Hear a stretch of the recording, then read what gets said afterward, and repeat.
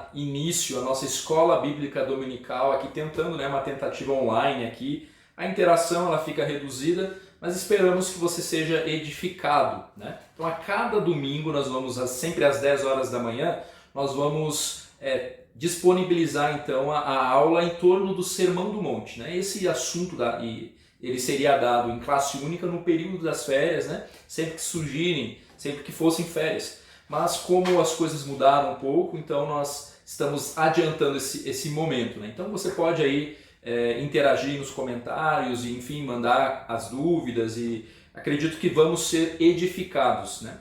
Ao longo também desse período, você notou, você que está acompanhando aí as nossas redes sociais, tanto no Facebook, Instagram, no YouTube também, que nós estamos com algumas iniciativas. Eu quero que você preste muita atenção rapidamente em algumas iniciativas que nós temos tentado aqui para zelar pela nossa comunhão, pela nossa edificação mútua. Então dá uma olhadinha aí, confere.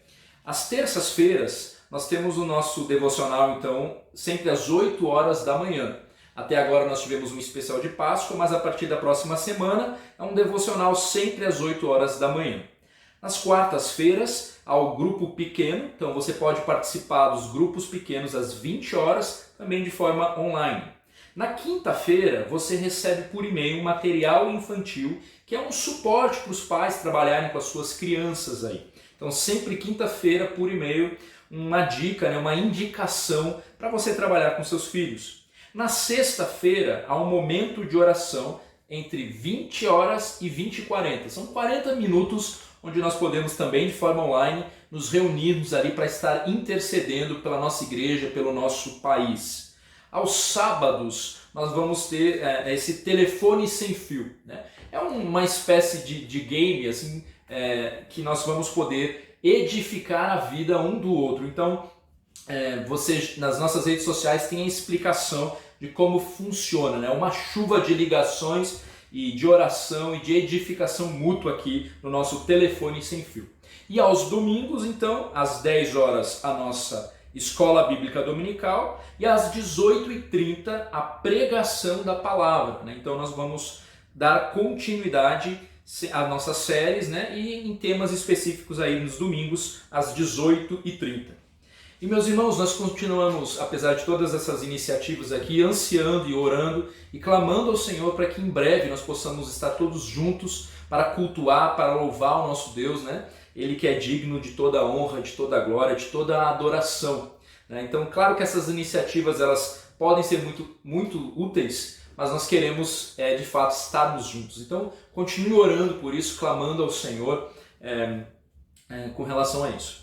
Então, vamos dar início então à nossa escola bíblica dominical, classe única no Sermão do Monte.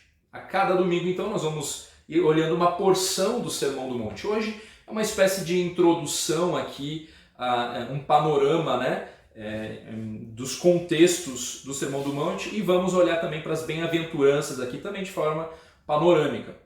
Antes então de nós olharmos para o Sermão do Monte, antes de entrar em cada assunto ali detalhadamente, é necessário uma compreensão do pano de fundo em que esse sermão se desenrola. Então, basicamente, o porquê de Jesus ter dito o que ele disse e o porquê de Mateus ter registrado tudo, apesar de que temos porções desse sermão também no Evangelho de Lucas. Algo importante é que nós não podemos olhar para o Sermão do Monte sem olhar para o todo das Escrituras, né? Nós não podemos pegar um texto isoladamente e retirar dali conclusões. Então, um princípio básico da hermenêutica é partir do geral para o específico, né, para o particular, e isso na verdade deve ser aplicado em toda a Escritura e especialmente aqui no Sermão do Monte, os capítulos 5 a 7 de Mateus. Certo? Então, vamos dar uma olhada agora no contexto bíblico, religioso e político.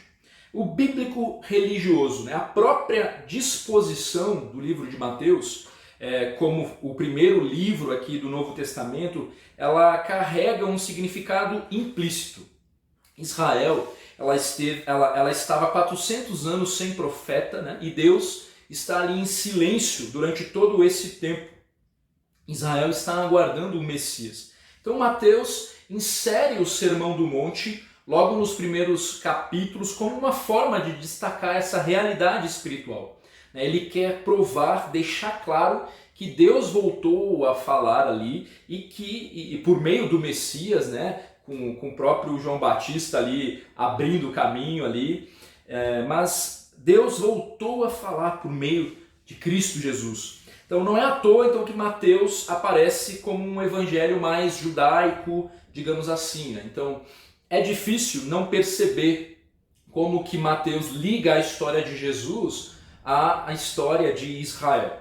Então o evangelista ele aponta para o fato de que Jesus ele cumpre todo tipo de expectativas messiânicas dos profetas, né? Então 11 vezes é dito ali para que se cumprisse o que havia sido falado pelos profetas. Há essa conexão entre a vida de Cristo e aquilo que foi falado pelos profetas, né? Além disso, o ministério e ensino de Jesus pressupõe a natureza normativa da lei do Antigo Testamento. Então, os leitores de Mateus, eles eram judeus de fala grega que precisavam aqui de uma clara explicação da natureza da messianidade de Jesus e do programa divino para o reino prometido. Aqui eu tenho utilizado como base, né, uma das bases, claro, a própria Escritura, mas o livro Foco e Desenvolvimento, né, um livro muito bom de um dos meus professores do seminário, Carlos Oswaldo, já está com o Senhor, mas que legado esse homem nos deixou. Eu aconselho a leitura, então, Foco e Desenvolvimento do Novo Testamento, também tem o do Velho Testamento, né? E os estudos no Sermão do Monte, do Lloyd Jones, também é uma referência aqui que você pode, quem sabe, estar adquirindo e lendo aí. Então há a sugestão aqui de que Mateus ele foi escrito em uma época em que a igreja e a sinagoga elas estavam separadas e em conflito quanto a quem era o verdadeiro sucessor das promessas do Antigo Testamento. E aí aparece Jesus Cristo, depois de 400 anos, falando e evidenciando que de fato ele era o Messias. Então os fariseus, os mestres da lei, eles ficam desesperados aqui, né, nesse momento. Então, falando nisso, há alguns grupos religiosos que nós precisamos distinguir aqui. Os fariseus, os saduceus, os essênios e os zelotes. Então vamos olhar primeiro também de forma panorâmica, né, mas para os fariseus. Os fariseus, eles consideravam como revelação divina todo o Antigo Testamento e reverenciavam a tradição oral a ponto de ser mais importante que a própria Escritura. Eles vinham então das camadas inferiores e médias da população e eles tinham ali na sinagoga a sua principal plataforma de expressão. A sua teologia enfatizava a predestinação, a imortalidade, a ressurreição e a vinda de um Messias, um libertador político. Os saduceus, por sua vez, eles eram da classe sacerdotal elitista, né, cujo envolvimento religioso se limitava ao templo. A sua teologia ela era bem menos rígida que a dos fariseus. Eles aceitavam apenas o Pentateuco como revelação e acreditavam na autonomia do homem, negavam completamente a imortalidade e a existência dos seres espirituais, né? Então, por estarem no topo da pirâmide social israelita, eles não desfrutavam de um grande prestígio com as massas, nós poderíamos dizer.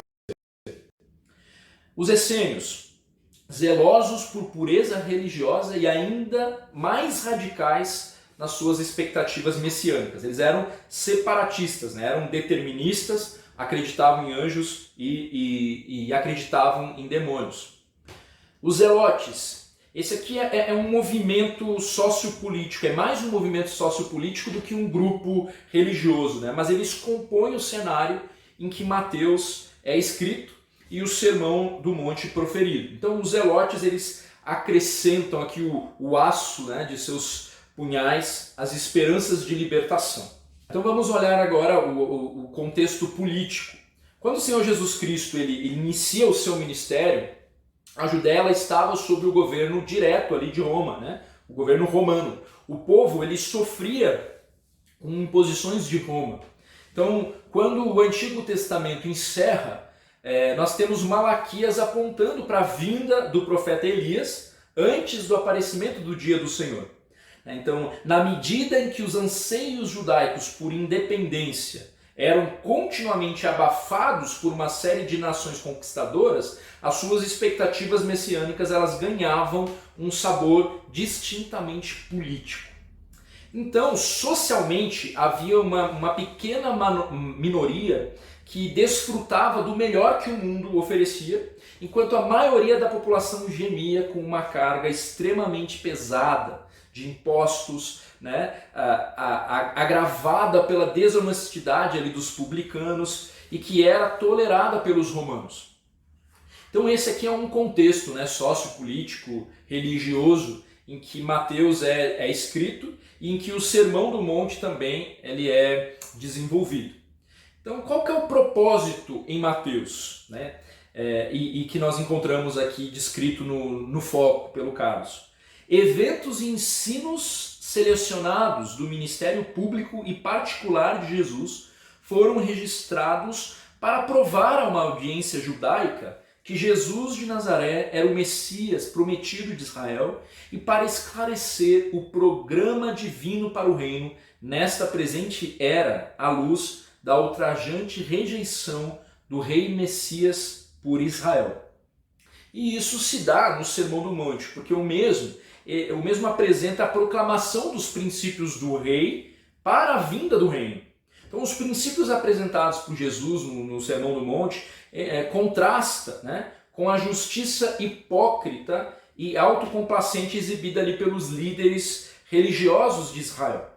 Então olhar para o Sermão do Monte tendo esse pano de fundo faz muita diferença. Então Jesus ele confronta cada um dos aspectos de forma contundente, de forma firme e com autoridade. Não é à toa que a multidão ela sai admirada e que os adversários se sentem tão indignados a ponto de, ao longo do percurso, crucificarem inclusive o Senhor Jesus. Então o Sermão do Monte ele é um marco, né, de confrontação ali a estes aspectos que compõem aqui o contexto.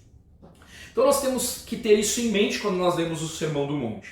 Ao longo então de cada encontro, de cada uma das nossas aulas, nós não podemos esquecer esse pano de fundo. Outra questão importante que nós precisamos considerar é o que o Marcelo Berti ele destaca no seu texto, um texto que você encontra no blog dele, Teologando, né? O título é Secularismo, a falha fatal da religião. Ele faz uma observação que eu quero destacar aqui para nós hoje.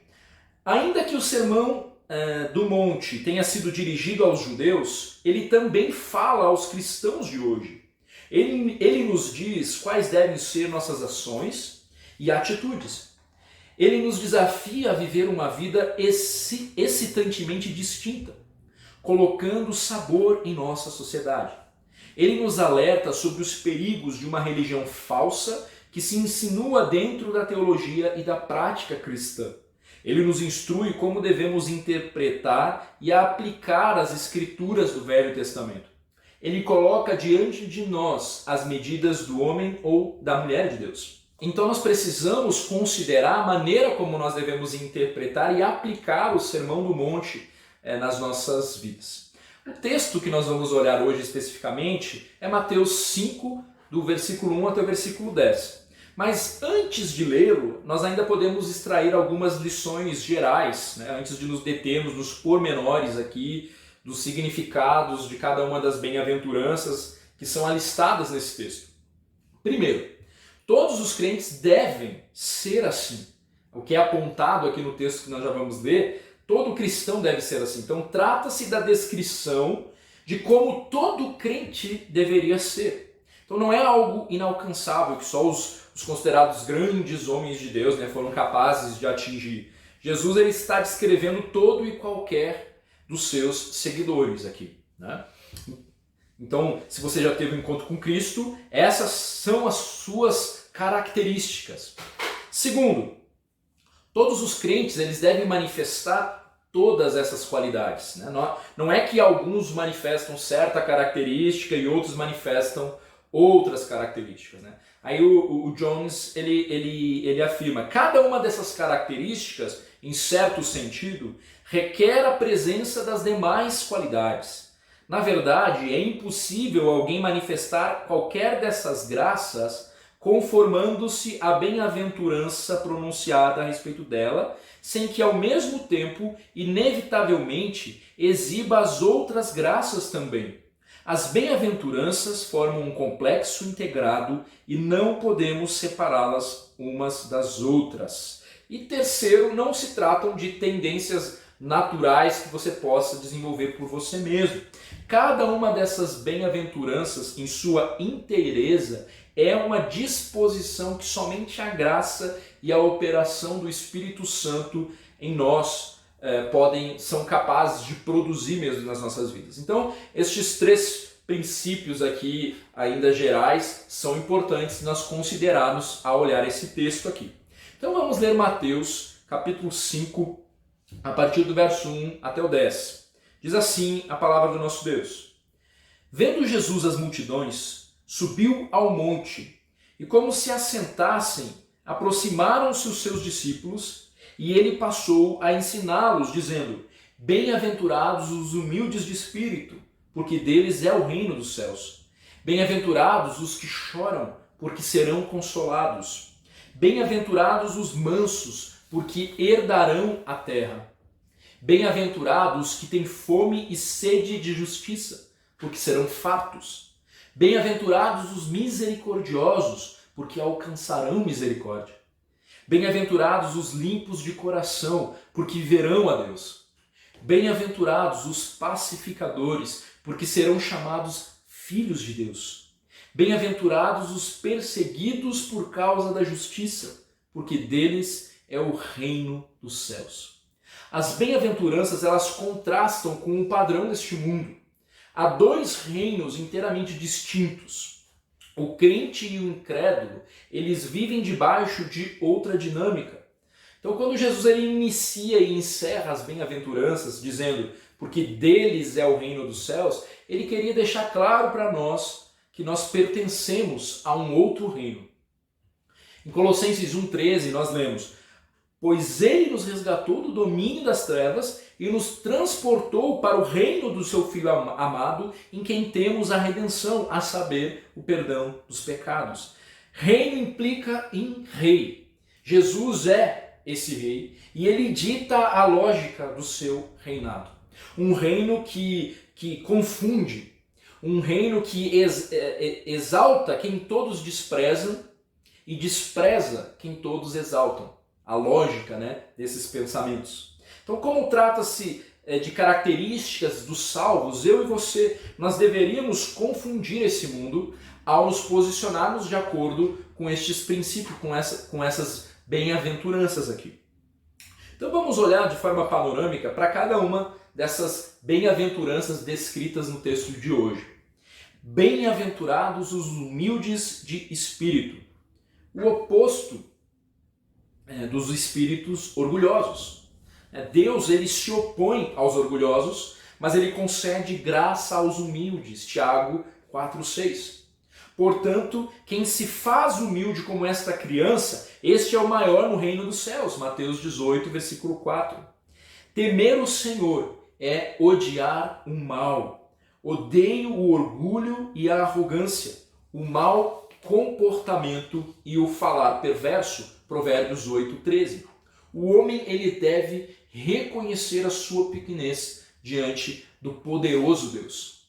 Quem lida com o orgulho sabe muito bem das dificuldades em torno disso, o quanto nós precisamos verdadeiramente de um Salvador para exalar essa humildade, a semelhança de Cristo.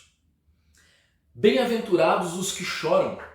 Tudo que o mundo tenta evitar é essa necessidade de chorar, especialmente no que tange as questões espirituais, chorar por suas próprias iniquidades, reconhecendo a sua pecaminosidade. Então, Tiago 4, 8, 9, nós lemos: Achegai-vos a Deus, e Ele acolherá a todos vós. Pecadores, limpai as vossas mãos, e vós que tendes a mente dividida pelas paixões, Purificai o coração, entristecei-vos, arrependei e chorai. Abandonai o riso fácil e pranteai, trocai a vossa euforia pelo pesar. Bem-aventurados são os que choram as suas misérias, os que reconhecem que precisam de um Salvador. Bem-aventurados que choram. Qual foi a última vez que você chorou pelos seus pecados, em arrependimento, na presença do Deus Todo-Poderoso? Esse é um princípio do reino de Deus, né? O quebrantar do coração, o quebrantamento do nosso coração, que inclusive leva às lágrimas. Bem-aventurados os mansos.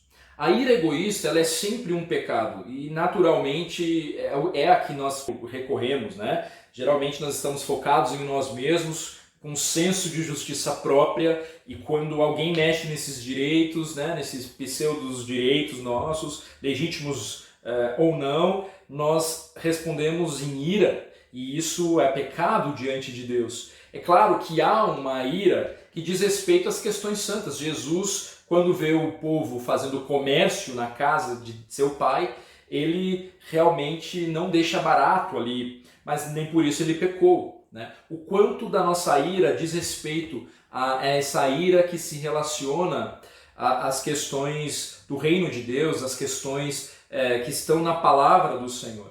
Mas bem-aventurados os mansos.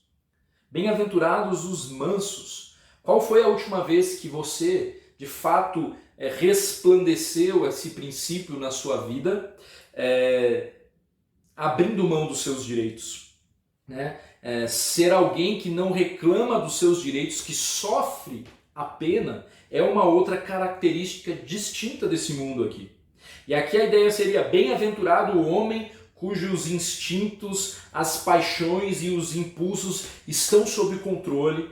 Bem-aventurado o homem, portanto, que aprendeu a dominar-se e sabe responder de forma mansa, mesmo como ultrajado. E mais uma vez aqui, Jesus ele está apontando para ele mesmo.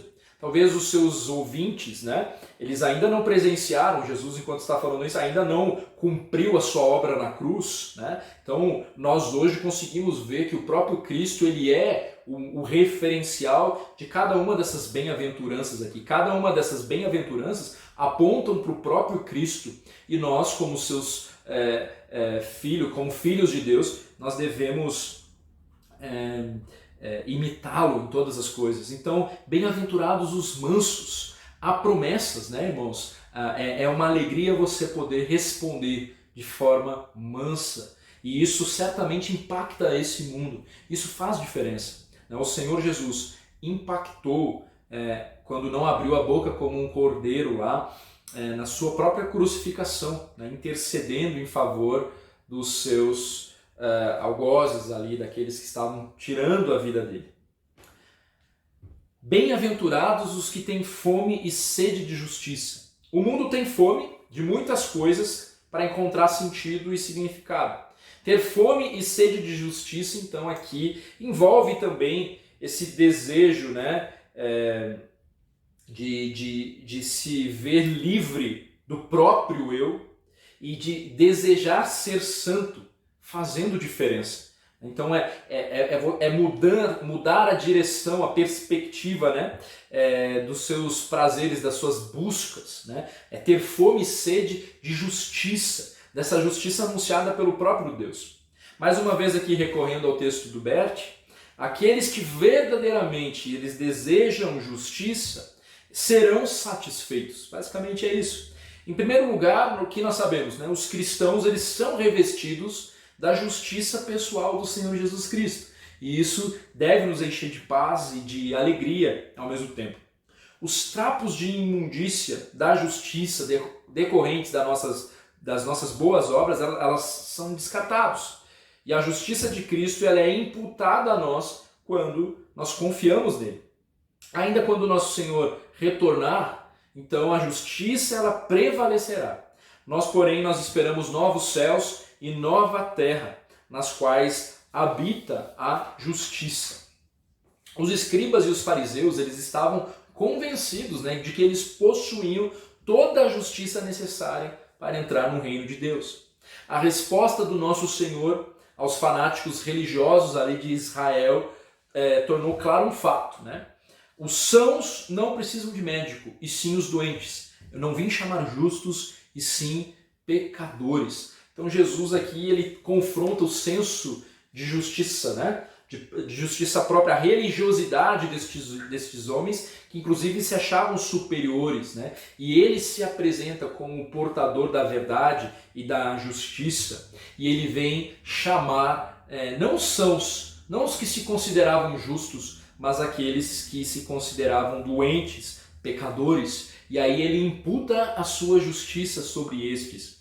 Então, nós como filhos de Deus devemos ter fome e sede de justiça. Nós devemos ansiar por proclamar a verdade, né? E por fazer desse mundo, ser sal nesse mundo, fazendo diferença mesmo com as nossas atitudes, com as nossas escolhas, né?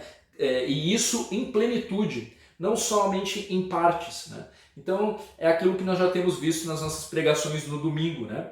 Nós ansiamos por um futuro onde as coisas estarão completas, né? E já na presença do Senhor nós já vamos desfrutar da presença e da justiça plena e sem ter que lutar mais contra o pecado, contra a injustiça, mas desde já nós como filhos de Deus devemos resplandecer neste mundo fazendo a diferença, né?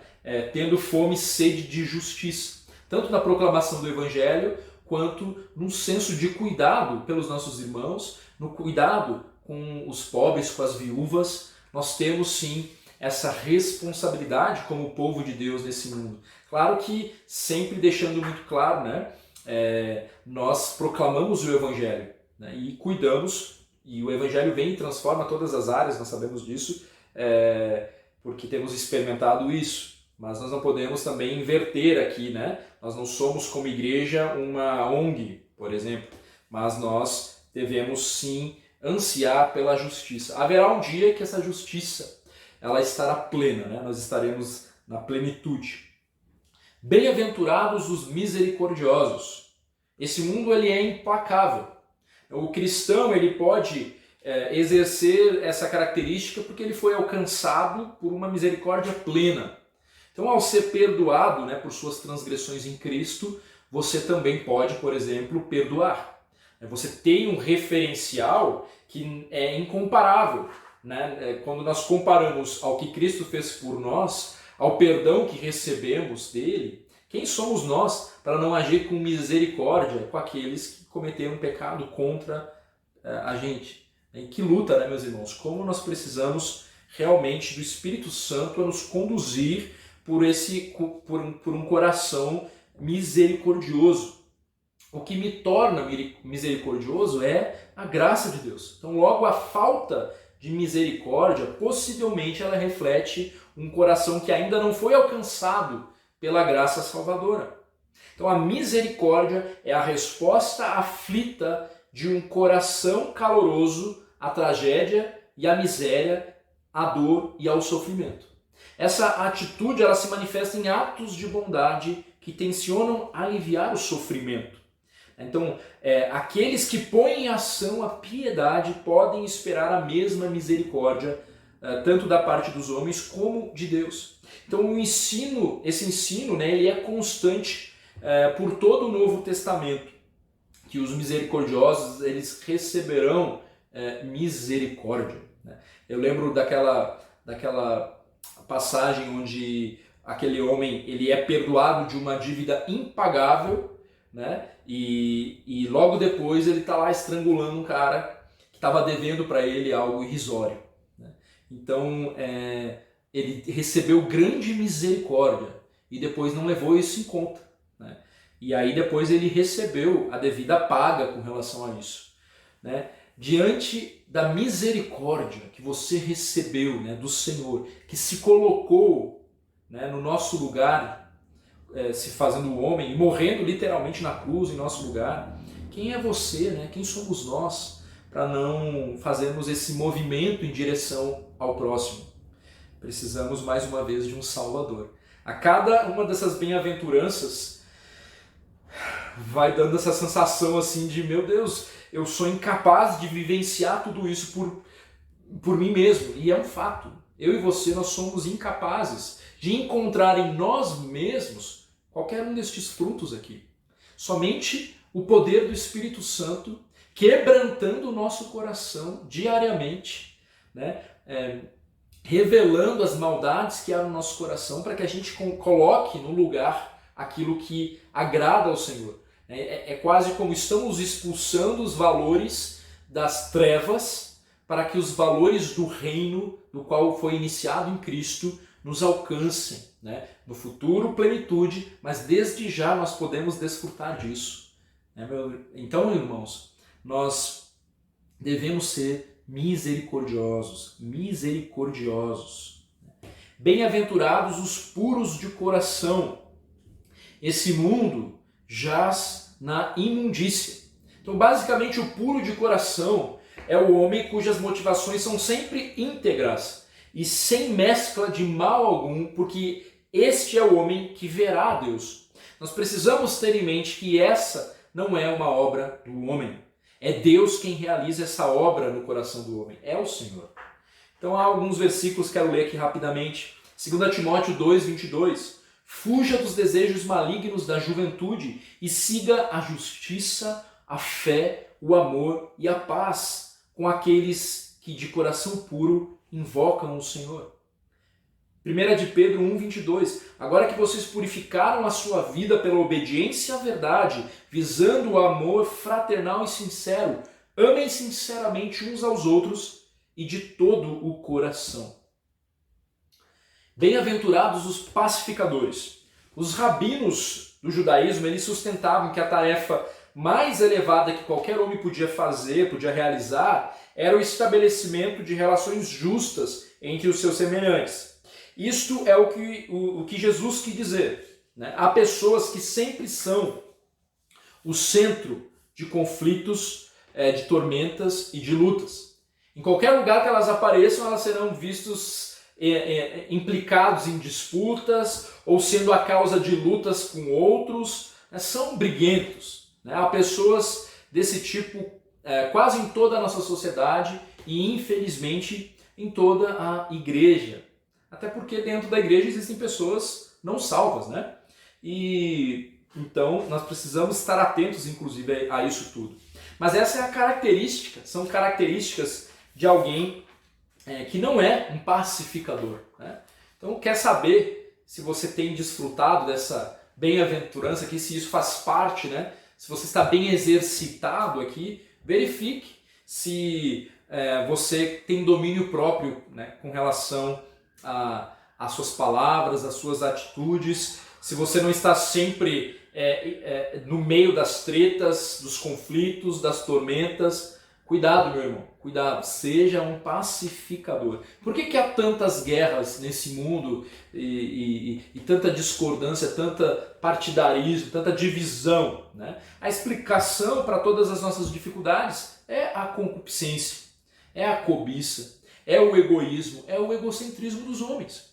Então o pacificador é o indivíduo que não fica sempre encarando tudo em termos dos efeitos que as coisas possam exercer sobre ele. Então, lá Romanos 14, 19. Por isso esforcemo-nos em promover tudo quanto conduz à paz e à edificação mútua. Esforce-se para promover tudo quanto conduz à paz e à edificação mútua.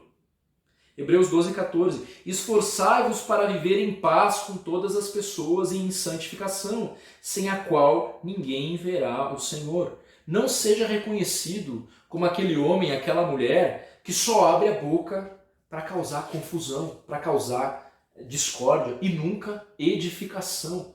Que coisa terrível estar ao lado de alguém que está o tempo inteiro falando mal dos outros, está o tempo inteiro levantando um falso testemunho, levantando dúvidas sobre o caráter das pessoas. Meus irmãos, isso não convém a nós que somos e que pertencemos ao Senhor Jesus. Precisamos de um Salvador.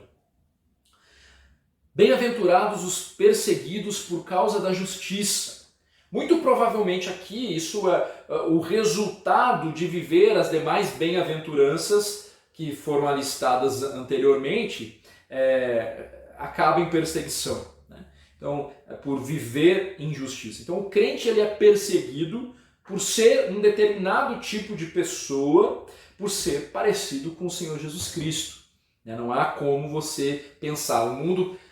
por que vocês estão espantados, né? O próprio Senhor Jesus, o mundo, antes de odiar vocês, ele primeiramente odiou a mim. Então, se vocês tentam me imitar, vocês acham que vão colher amor? Não, né? Nós vamos colher o ódio mesmo por evidenciar essas características aqui alistadas pelo Senhor Jesus. Essa é a razão da perseguição. Então, quando tomamos a decisão de nos posicionarmos ao lado de Cristo, nós vamos pagar o preço. Nós seremos perseguidos, não seremos aceitos. O Sermão do Monte, ele fere a cosmovisão de cada um dos grupos citados anteriormente, porque anda na contramão da lógica de cada um daqueles grupos ali. Então, o Sermão do Monte, ele fere um modo de pensar desse mundo, porque afronta a lógica das trevas. Então, não há que duvidar que nada nos exorta tão insistentemente quanto o Sermão do Monte. É uma exortação precisa que vai no fundo do nosso coração, né? Instando ali conosco para nós sermos aquilo que nos cumpre ser, para que nós vivamos como nos cumpre viver, isto é, sermos semelhantes a Cristo. E isso mediante o total contraste, né, que nós estabelecemos com aqueles que não pertencem a Cristo. Então nós estamos manifestando, meus irmãos, as qualidades recomendadas pelo Sermão do Monte nas nossas vidas, diariamente. É a nossa grande ambição agir assim. Nós percebemos que isso é o que se espera de nós. Nós estamos sendo verdadeiramente abençoados, somos felizes, já somos fartos, já obtivemos a paz. As minhas reações imediatas a essas bem-aventuranças, as suas reações imediatas, elas anunciam exatamente aquilo que você é, aquilo que eu sou. Se porventura eu sinto que cada uma dessas bem-aventuranças são difíceis e demasiadamente severas, se eu sinto que elas me são adversas, retratando um tipo de vida e um caráter que não aprecio, então eu devo temer que isso simplesmente significa que eu não sou um crente. Se eu não quero manifestar essas qualidades de forma deliberada, então é que devo estar morto em meus delitos e em meus pecados. É impossível que eu tenha recebido a vida eterna se assim é a minha atitude. Um cristão, irmãos, por mais que ele lute, né, ele vai sim olhar para essas bem-aventuranças e perceber que a sua plenitude ela está no momento que estivermos face a face com o Senhor Jesus Cristo, mas ele também estará engajado no processo de santificação para que essas bem-aventuranças, bem como o fruto do Espírito Santo, sejam uma evidência no dia a dia, no caminhar por todos que o cercam. Por outro lado, se eu me sinto indigno, né? Se eu me sinto indigno, mas ainda assim eu quero ser conforme essas descrições bíblicas aqui, muito bem, então, por mais indigno que você possa se sentir, se o seu desejo e ambição é que essa nova vida deve estar pulsando no seu coração, provavelmente isso indica que você é um filho de Deus e que você é um cidadão do reino dos céus, né? E pertence ao Deus Pai, pertence ao Filho de Deus. Então, bem-aventurados, né? Aqui, mais uma vez na leitura, né? Bem-aventurados os humildes de espírito, porque deles é o reino dos céus. Os que choram, porque serão consolados. Os mansos, porque herdarão a terra. Os que têm fome e sede de justiça, porque serão fartos. Os misericordiosos, porque alcançarão misericórdia. Os limpos de coração, porque verão a Deus. Os pacificadores, porque serão chamados filhos de Deus. os perseguidos por causa da justiça, porque deles é o reino dos céus. Quantas bênçãos elas estão reservadas para aqueles que já tiveram um encontro com o Senhor Jesus Cristo, né? Já tiveram um encontro com o reino do Senhor, o reino do céu, que anda na contramão do fluxo desse mundo aqui. Então, irmãos, que essa palavra possa nos encorajar, possamos estar juntos meditando, aprendendo um pouco mais do Sermão do Monte, né? A cada domingo agora aí de forma online, nesse período, vamos dizer assim, de férias. E assim que retornarmos presencialmente, nós vamos provavelmente retomar com a nossa classe dividida, como nós estávamos antes do isolamento. Então, que Deus abençoe vocês e logo mais hoje, às 18h30, pregação, então, em 1 Coríntios capítulo 15. Então fique atento aí ao vivo à pregação da palavra do nosso Deus. E a IBD, próximo domingo, às 10 horas da manhã. Que Deus abençoe, até logo mais.